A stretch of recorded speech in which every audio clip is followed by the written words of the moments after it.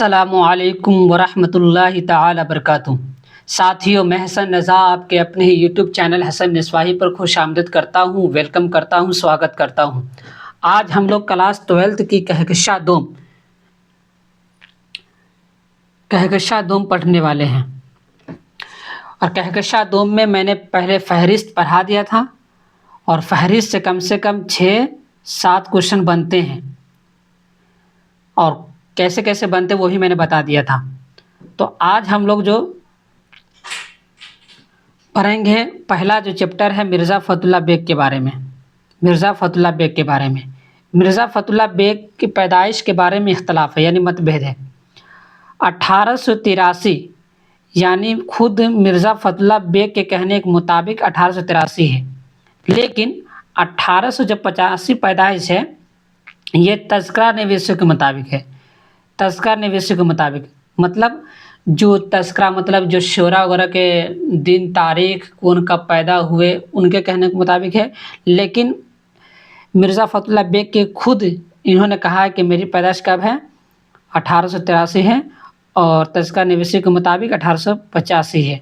اب سوال آپ سے یہ پوچھے گا کہ اگر ہارڈ سوال بنانا چاہے گا، یہ پوچھ دے گا کہ مرزا فتح اللہ بیگ کے بقول ان کی پیدائش کب ہے، تو اس صورت میں آپ کا جواب کیا ہوگا، 1883۔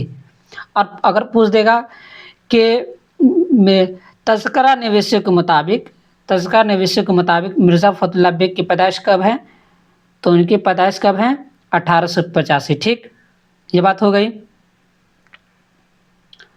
اب آگے چلیے، یہی بات یہاں پر لکھی گئی ہے، اور یہ جو ان کی وفات ہے 1947، یعنی وفات یعنی موت۔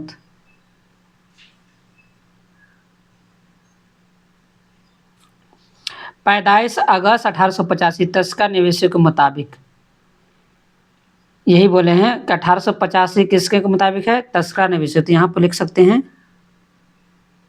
تذکرہ، ٹھیک۔ اور خود ان کے مطابق، یعنی مرزا فتح اللہ بیگ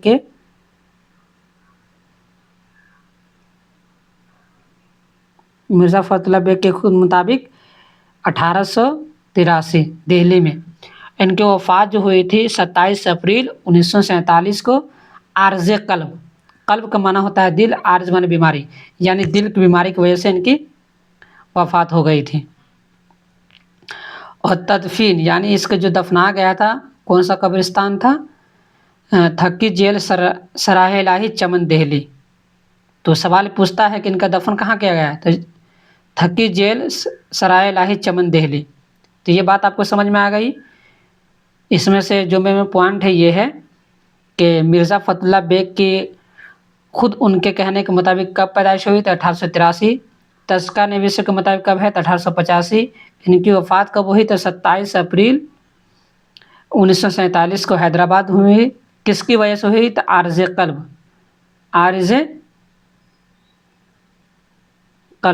قلب کا مطلب کیا ہوتا ہے، دل، ٹھیک۔ تدفین، یعنی اس کی جو تدفین کہاں کیا گیا، تو قبرستان تھکی جیل سراہ الہی چمن دہلی میں۔